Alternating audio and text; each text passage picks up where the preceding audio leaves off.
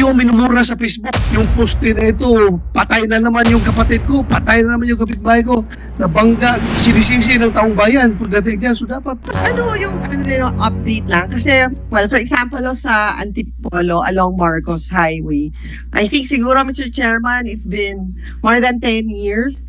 Meron hong mga road widening, hindi ho binaball out yung puno. So parang nandun yung puno, na semento na yung gilid. Actually, well, in the side of the road. So nangyayari ho, imbis na magamit siya, nadaanan ng sasakyan, nagiging parking lot siya ng tricycle. Ano ho ba yan? May constraint ho ba kayo? Kasi si DNR, hindi kayo binibigyan ng permit to cut? Or, kasi parang sayang. Ayan ho yung picture. Nakita niya yun, no, nakaharang yung poste. In fact, I think meron ho kayong budget na 2 billion for the relocation. Huh? No, that, ano yan, Antipolo. Meron nga. This is one of the challenges that we're actually facing. Senator Gatchalian raised this in the last 2 years, I think, if I'm not mistaken. No? Natanong niya bakit. Ano ba yung constraint natin dyan, Sec? We have had challenges over the years actually coordinating with yung mga cooperatives actually, Mr. Chairman, particularly in one is the valuation of the cost of transferring the poles, and second is the ability of the cooperatives to transfer it by themselves actually, kasi although we have lately we have already Sa gitna ng tumataas na bilang ng aksidente kaugnay sa mga poste ng kuryente, ang DPWH ay tinanong sa Senate hearing para tugunan ng isyung ito. Samahan ninyo kami sa mga hakbang na inilalatag nila upang maprotektahan ang ating mga kababayan. Electric cooperatives, and I think we should be able to come up with a more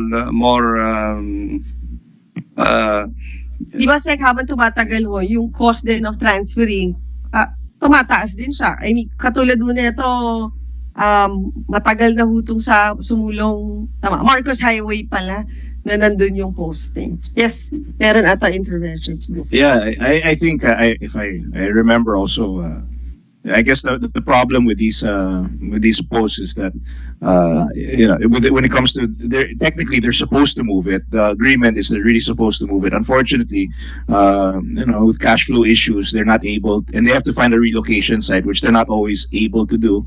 So hintayin mo lang. You cannot bulldozer the lines because, syempre, that's Kuryente, kaka-brown out if something happens to the line. So the DPWH cannot just arbitrarily move it. So that was the challenge. I'm just sharing this because that was the challenge. We cannot move it.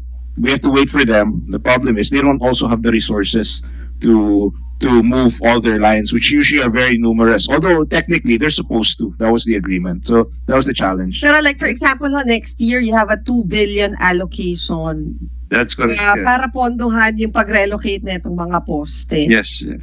So I think with that, kahit pa paano may mauusog na tayo. Kasi kung ang problema ho nung co-op is yung pera pang usog, at least meron na hong pwedeng ibigay si DPWH.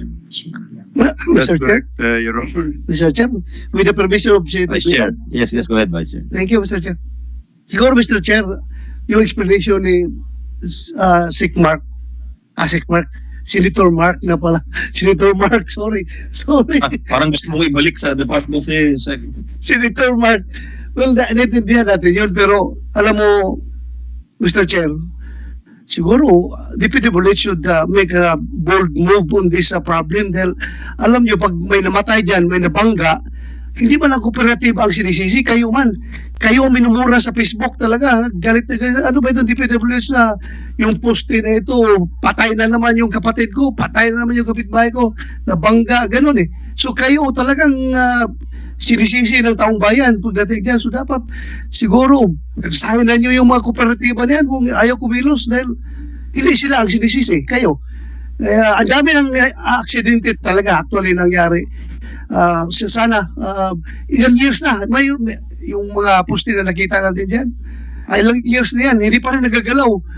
Kasi siguro, mga kooperatiba, problema ng DPWH yan. Sila naman ang sisisihin pag may namatay dyan, nabangga. Hindi naman kami. Di ba? So, dapat kayo siguro, sir. I just sort of recommendation on your part na sana paprosahin ninyo itong mga kooperatiba na kumilos. Dahil sabi ng mga netizen, kung nakakamatay lang yung mura namin, baka marami nang namatay dyan. Di ba? Dahil nga, ilang years na sila nagmumura. Every time may mamatay, may madisgrasya, motor, bumangga sa poste, talagang galit na galit yung mga tao. So siguro, ako, advice ko lang sa inyo, baka mas magandang prosahin na ninyo. Thank you, Mr. Chair. Thank you. Thank you, Vice Chair. Back to you, Senator. For this year, how much is your budget for the relocation? For this year, Your Honor, I think what we have received, we have in our budget for this year is only 50 million.